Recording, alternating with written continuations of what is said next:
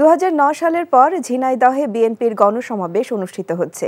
পায়রা চত্বরে এই সমাবেশের আয়োজন করেছে ঝিনাইদহ জেলা বিএনপি। অনুষ্ঠানে প্রধান অতিথি হিসেবে ভার্চুয়ালি যুক্ত হয়ে বক্তব্য রাখছেন বিএনপির ভারপ্রাপ্ত চেয়ারম্যান তারেক রহমান।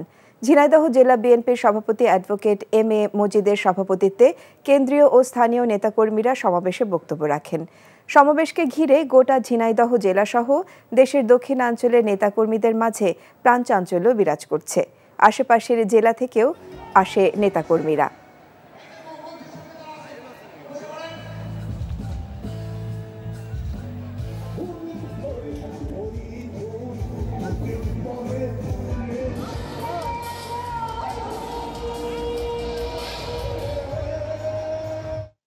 মানুষের অধিকারে বিশ্বাস করেন।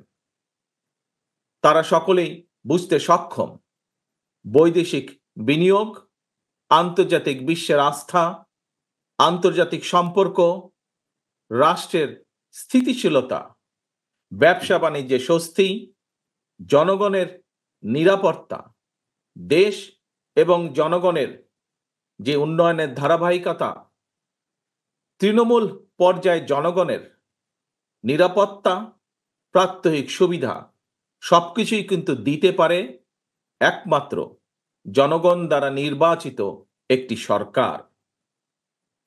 আমাদের যদি এই বিষয়গুলোকে খেয়াল রাখতে হয় তাহলে অবশ্যই নির্বাচিত সরকারের কোনো বিকল্প নেই। আই থিংক আমি ইন লাভ উইথ ইউ। ভালোবাসা কি এভাবেই হয়? ভালোবাসা এমন সব লজিকের ঊর্ধ্বে, জাস্ট ম্যাজিক। মেঘের মুলুকে তোকে নিয়ে ভেসে যেতে রাজি আছি, সব পথ ভুলে আমি তোর কিনারায় এসে দাঁড়িয়েছি। অনেককে তুমি এতদিন যেভাবে দেখেছো এরপর থেকে তুমি সেভাবে পাবে না। তুমি কি আফসোস হওয়ার কথা বলছো বাবা? You are good human being.